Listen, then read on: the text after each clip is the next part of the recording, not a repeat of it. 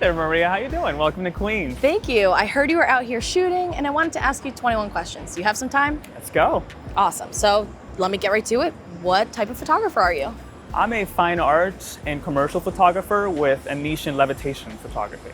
Cool. And what got you started in photography?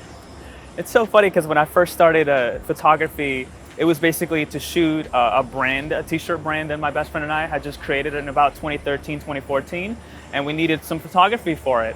And so I bought myself this cheap camera and got right to it, and I immediately fell in love with the art form. Cool. And what was your first camera? It was a Nikon D80 with a 50 millimeter, I think. Nice. And what's your go-to camera and lens now? My go-to camera and lens now are the A7R III, packed with a 16 to 35 2.8G master lens. Nice. And so you're also a Sony Alpha Collective member, right? Proud. Yeah. What does that mean to you? Well, I owe them a lot in my career, honestly, because they've allowed me to share my vision with the world a little bit more extensively.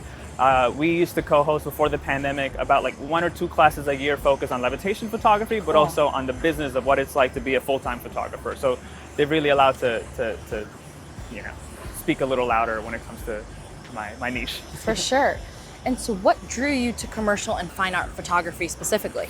It's so funny because the first 2 years photography, I was shooting street photography, and I realized I really wanted to do this full time, but I couldn't really sell any prints at that moment, and I knew that wasn't enough to make it a full-time career. And so I was lucky to be DM'd by this one brand called Palladium Boots, and they sent me like 10 pairs of shoes. Wow. And they said, do whatever you want with them. And so I took them and I did something that I've been doing for a while, which was levitation photography, and they immediately fell in love with it. And so I became a full-time photographer for them. And through that, they incorporated a lot of, obviously, campaigns and back-end just commercial photo shoots that just kind of like gave me extensive amount of just experience, I would say. And I immediately fell in love with that. And then eventually, I'm now at a point where I wanted to do more with my career, taking everything I learned in commercial and just applying it more into fine art, into the meaning of what makes a photograph powerful. Yeah. And so that's my vision now. And I love the way you use angles, depth of field, and unique composition for your shots. How did you come to master your own style? Through a lot of practice, a lot of practice. Obviously, I think commercial photography gave me parameters to work with, and there are certain ways you shoot a product. So that gave me the base to understand what people like to see, but also like how can you maximize the storytelling of something like an object. And then eventually I started incorporating my street photography and levitation into ways that kind of create a surrealism within reality. That's my whole thing. I love creating things that look surreal or look Photoshop, but it's actually done in one image. And so by incorporating both that commercial experience into my fine art, I think I really found that niche in just creating different storytelling with the angles and shapes. And I'm very lucky to live in New York, so I think that's helped a lot as well. Yeah, for sure. I mean, look at this background. Oh, yeah. And so tell me about We Levitate. So We Levitate was created at around 2013 or 14. And it was made because we had started this levitation technique, and we started seeing a lot of these photos pop up, and they were so beautiful, but they didn't have a home. And so what I want to do with Levitate, me and my co-founder Connor, we actually met through levitation photography, and we realized, you know what, let's make it a home. And so we created We Levitate to basically share some of the world's like top levitation photography, all done without Photoshop. And now we have about 11 members from around the world, and all of them are like dancers or creatives that are just like at the top of their game when it comes to levitation. Wow. And so everybody's wondering, how on earth do you get objects to cooperate in the air? Practice as well. I actually brought a shoe. Okay. Let me show you this. So, the key here is just trying to maximize the storytelling of your shoe and the background. So I love to both, the way I tell this to people, but it's like you see the image, and that should be an image by itself. It should be good enough. All you have to do is pretty much add the product in there. And then all you have to do is pretty much high shutter speed, and then just find the balance of the shoe, and then 1, 2, 3, and then that should be. And over and over and over. And over and over again, yeah. And so tell us, where do you draw your inspiration from? It's so funny because most of my inspiration comes from opera singing. I went to music school since I was 8, and I've been doing professional singing since up until I was 20, and then I retired to pursue full-time photography. Wow. But classical music has this mathematical element to it that just kind of really helps you construct colors and storytelling. And once you study the pieces, you're able to tell that there's a storyline to it. So when it comes to photography, my goal was to kind of implement, that part of the song that just really makes you feel a certain way. You're like, God, like I can't wait till I get to that bridge or like that aspect of the song. That's what I want you to feel when I look at my images. So whenever the sneaker could be jumping, but the minute that it gets to that point where it's just like the best, like that's what I want to capture, and that's what I want to eventually translate to the audience and see my work.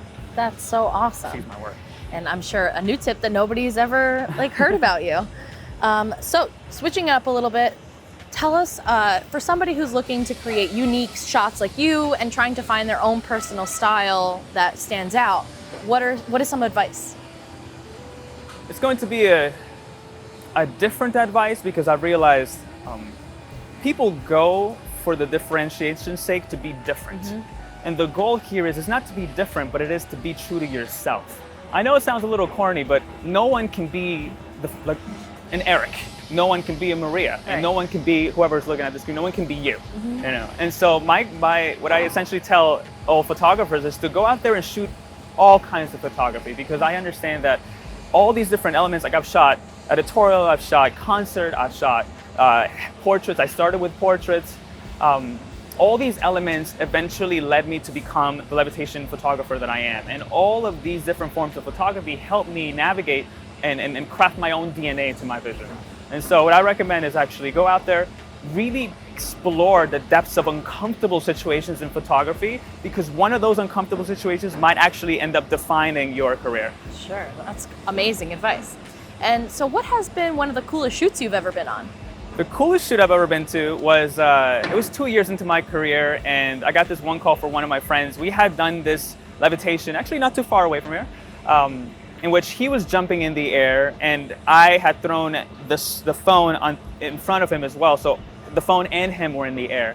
And Swatch loved that image, and so they hit us up and they invited us to shoot the campaign. Now the problem was, it was in Vegas and it was 3 days from then. So I actually missed my college finals to fly out to Vegas for like this major shoot. And we landed there. It was eventually land, eat tacos, and go shoot the shot. And it was due that day. So I had about an hour and a half to get this one peculiar shot, which was so difficult to make. And I was a newbie in the situation, so like I didn't know how it all worked, TIFF images and all that. So I learned a lot in that campaign. Wow, that's amazing. And what has been one of the most challenging shoots, if it's not that one? That one was pretty much top two. The other one is this Converse shoot that we shot in Chinatown, and they blocked like the whole street. And this was like my third year into my career, and it was extremely difficult because I've never really worked with 50 people behind me, and it was nerve-wracking. And so I went home thinking like I didn't get the shot, I overshot it. But we ended up actually missing the night shots because I didn't expect us to go into the night. And as you know, levitation photography requires high shutter photography. And so I had to bring in a lighting expert to help me do the lighting for a night shot, meant to pretty much showcase water in the air with these shoes in the air in the middle of the night, which was basically impossible. But I think we did a decent job. That's awesome. And okay, favorite place to shoot? Actually, welcome to Queens. This is Gantry Park. This is my favorite place to shoot. Actually, let me show you my favorite spot. Yeah, let's go. Okay. Awesome. So this is my favorite part, Gantry Park. It's a mix of architecture, city views, and just Queens. And I'm a Queens boy, so. Awesome. All right, I'm coming up there. Favorite New York City building to incorporate in shots? Can you see it? Because I see it. It's the Empire State Building. Awesome. And you've shot with a lot of prominent people and brands. Is there somebody or some brand on your bucket list? 100%. I think J Balvin is top of my bucket list. He happens to be one of the most humble artists, and he speaks with his work. So if I can shoot him, it will be an ode to his vision. That's awesome. And if you weren't a photographer, what would you be? If I weren't a photographer, I would probably, I studied opera forever, and so I think I would either be an opera singer, or I'd like to think I really love architecture. I just don't know how that would have worked out, but I think that would have been something I would have aspired to be. Yeah, we could definitely see your love for it in your images. Thank you. And what's the best piece of advice you've ever received?